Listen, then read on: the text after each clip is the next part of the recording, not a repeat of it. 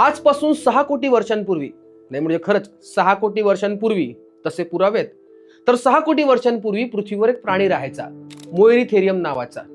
असा दिसायला थोडासा पाणीगेंड्यासारखा होता. तो सस्तन प्राणी होता, उंचीने माणसापेक्षा कमी, तोंड थोडं सोंडेसारखं पुढे आलेलं, 2 मोठे दात, आणि हा फक्त आफ्रिकेत होता. म्हणजे एक सिद्ध होते की आफ्रिकेतच हा जन्मला असणार. आता इतक्या वर्षांनंतर त्याची उत्क्रांती होत गेली, वातावरण बदललं, कोटी वर्ष सरली, प्राण्यांची जीवनशैली बदलली. या मोएरिथेरियमची हाईट वाढली, पाय आणि अंग तगडे झाले. पुढे जे ओठ होते 3 हलकीशी सोंडेसारखी झाली, दात छोटे पण सुळे झाले, आणि मग हा थोडा या रूपात आला. हा होता पलेओमॅस्टोडॉन. पुढे हा प्राणी आफ्रिकेतून बाहेर पडला, प्रवासाला लागला, आणि तो आफ्रिकेतून आशिया खंडात आला, युरोपात गेला. आता पुन्हा काही कोटी वर्ष सरली, आणि दुसरं वातावरण लाभल्यामुळे त्याच्यामध्ये आणखी बदल झाले, आणि तो थोडा असा झाला. याला म्हटलं गेलं गॉम्फोदेर, 4 सुळे आणि 1 सोंड असलेला प्राणी. परत काही कोटी वर्ष उलटली, आणि हा प्राणी एकदम तगडा झाला, एकदम धिप्पाड अंगाचा, बघितला क्षणी फाटली पाहिजे असा. त्यात त्याचे सुळे तर बाई सोंडे इतके झाले, आणि याचं नाव ठेवलं गेलं मॅमॉथ. याच्या अंगावर दाट केस होते. कित्येक वर्ष त्याने पृथ्वीवर राज्य केलं. ज्यावेळी मॅमॉथ पृथ्वीवर जिवंत होते त्याच दरम्यान आणखी एक प्राणी याच्यातून उत्क्रांत झाला होता. त्याचं नाव होतं स्टॅगॅडॉन. तो त्याचाच भाऊ होता असं समजा.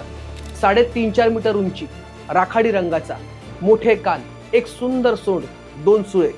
तो असा दिसायचा. हो, हा तोच आहे आपला हत्ती भाऊ. विचार करा, हत्तीला सुद्धा आपल्या आजच्या या रूपात यायला इतकी कोटी वर्ष लागली. आता मगाशी मी जे हत्तीचं रूप सांगितलं ते सर्व एलिफंटाइडे प्रकारात मोडणार आहे. आणि सध्या जगात 3 प्रकारचे हत्ती आहेत. एक म्हणजे एशियन एलिफंट, दुसरा आफ्रिकन बुश एलिफंट, आणि तिसरा आफ्रिकन फॉरेस्ट एलिफंट. बरं, हत्तीचा इतिहास इथेच संपत नाही. अजून बराच आणि इंटरेस्टिंग इतिहास आहे. त्यासाठी तुम्हाला हा व्हिडिओ शेवटपर्यंत बघितलाच पाहिजे. चला तर मग जागतिक हत्ती दिनानिमित्त गजराच्या बद्दल जाणून घेऊया. तर हत्तीला भारतात विशेष महत्व आहे का, ते वेगळं सांगायची गरज नाही. कारण आपला गणपती बाप्पाच हत्तीच्या मुखाचा आहे, आणि ती पुराण कथा तर तुम्हाला माहिती आहे. पण त्याच्याही व्यतिरिक्त हिंदू धर्मात आणि जगातल्या इतर धर्म संस्कृतीमध्येही हत्तीला महत्व आहे. खरं तर हिंदू धर्मात हत्तीला फक्त प्राणी नाही तर सामर्थ्याचं प्रतीक मानलं गेलं. आता नुकताच रामायण चित्रपटाचा ट्रेलर आला, त्यामध्ये पंख असलेला उडणारा हत्ती दाखवलाय. तो हत्ती आहे ऐरावत, म्हणजे इंद्रदेवाचा पांढरा रंगाचा दिव्य हत्ती. अनेक साहित्यात त्याच्याबद्दल वेगवेगळं लिहिलंय, म्हणजे त्याला अनेक मुख असतात, अनेक सोंड असतात वगैरे. आता ऐरावतच्या ऐवजी गजलक्ष्मीच्या बाजूलाही 2 हत्ती असतात. लक्ष्मीचा जलाभिषेक करताना पुराणात दिग्गज हत्तींचाही उल्लेख आढळतो, म्हणजे 8 दिशांचे रक्षण करणारे 8 दिग्गज हत्ती. महाभारतातही हत्तींचा उल्लेख मिळतो. आपल्या शिल्पकलेतही हत्ती मोठ्या प्रमाणात दिसून येतात. 4ही वेदांमध्ये हत्तींचा उल्लेख मिळतो, कधी हस्तीन तर कधी गज म्हणून. एकंदरीत हिंदू धर्माचं हत्तीवर विशेष प्रेम आहे एवढं नक्की. सिंधू संस्कृतीमध्येही हत्ती हा सर्वांचा खास प्राणी. हत्तींच्या अनेक टेराकोटाच्या मूर्ती सिंधू साइट्सवर सापडल्या. याशिवाय अनेक सील्सवर हत्ती आपल्याला दिसून येतो. तसंच हस्तिदंताच्याही अनेक वस्तू सापडल्या. आपल्या भारतात सर्वाधिक हत्ती कर्नाटकमध्ये दिसतात. जवळपास 6000 पेक्षा जास्त हत्ती एकट्या कर्नाटकमध्ये, नंतर आसाम, केरळ, तमिळनाडू, ओडिसा आणि उत्तराखंडमध्ये पाहायला मिळतात. महाराष्ट्रात मात्र हत्तींची संख्या खूपच कमी आहे, म्हणजे 40 ते 50 हत्ती आपल्या महाराष्ट्रात आहेत. पण त्याचं कारण नैसर्गिक अधिवास आहे. आपल्या इथे डोंगरदऱ्या खूप प्रमाणात आहेत, त्यामुळे हत्ती महाराष्ट्रातल्या जंगलांमध्ये टिकू शकत नाही. महाराष्ट्रात सिंधुदुर्ग आणि कोल्हापूर याच राज्यांमध्ये थोडेफार हत्ती पाहायला मिळतात.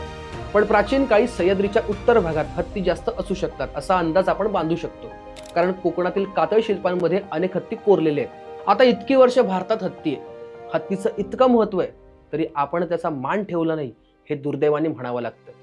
आपण भारताच्या प्राचीन काळात गेलो तर त्यावेळी हस्तिदंताच्या वस्तू बनवल्या जात होत्या, पण हत्तींची मोठ्या प्रमाणात कत्तल होत नव्हती. जंगलातून हत्ती पकडले जात होते, पण ते हत्ती युद्ध मिरवणुकीसाठी वापरले जात होते. गेल्या 200-300 वर्षात हत्तींच्या शिकारीचं प्रमाण जास्त वाढलं. ब्रिटिश काळात छोट्या छोट्या गोष्टी बनवण्यासाठी हस्तिदंताचा वापर केला जात होता, आणि यासाठी हत्तींची मोठ्या प्रमाणात कत्तल व्हायला लागली. भारत स्वतंत्र झाल्यानंतरही पोचिंग सुरूच राहिली. हस्तिदंताचा बेकायदेशीर व्यापार जगभरात सुरू झाला, आणि सर्वात जास्त झळ आशियाई नर हत्तींना बसली, कारण त्यांचे सुळे मोठे असायचे, यामुळे नर मादी प्रमाण पुरतं हलवून गेलं. 1972 साली वाईल्ड लाईफ प्रोटेक्शन ऍक्ट लागू करण्यात आला. यानुसार भारतातील आशियाई हत्तींची शिकारीची केस समोर आली तर समोरच्याचे लागलेच म्हणून समजा. यामुळे हत्तीची शिकार आणि हस्तिदंत व्यापार यावर बंदी आली. त्यानंतर 1992 साली प्रोजेक्ट एलिफंट सुरू करण्यात आला. त्यामुळे आता कुठे आपले हत्ती जंगलामध्ये मुक्तपणे फिरू शकतात. पण तरीही हत्तीसाठीचा धोका अजून टळला नाहीये. जंगलतोड वाढलीये, रेल्वे ऍक्सिडेंटमध्ये हत्ती मारले जातात, शेताच्या कुंपणांच्या जागी असलेले शॉक, हत्तीच्या मार्गावर असलेले अडथळे, या सर्वांमुळे हत्तीसाठी काही गोष्टी कठीण होऊन बसलेत. सध्या भारतात जवळपास 25,000 हत्ती आहेत आणि त्यांचं संवर्धन आपली जबाबदारी आहे. खरं सांगायचं झालं तर जंगलाचा खरा राजा हत्ती आहे, कारण ते जंगलातील सर्वात परफेक्ट इकोसिस्टीम इंजिनियर आहे. जंगलात नैसर्गिक रस्ते तयार करायचे झाले तर हत्ती पुढे येतात. जंगलात बीज प्रसार करायचा झाला तर हत्ती पुढे येतात. जंगलात पाणवठे तयार करायचे झाले तर हत्ती पुढे येतात. हवामान बदलाशी लढा द्यायचा झाला तर हत्तीच पुढे येतात. इतर प्राण्यांचं रक्षण करायची वेळ आली तर भाई हत्तीच पुढे येतात. त्यामुळे हत्ती वाचले तर जंगल वाचतील आणि जंगल वाचली तरच माणूस वाचेल.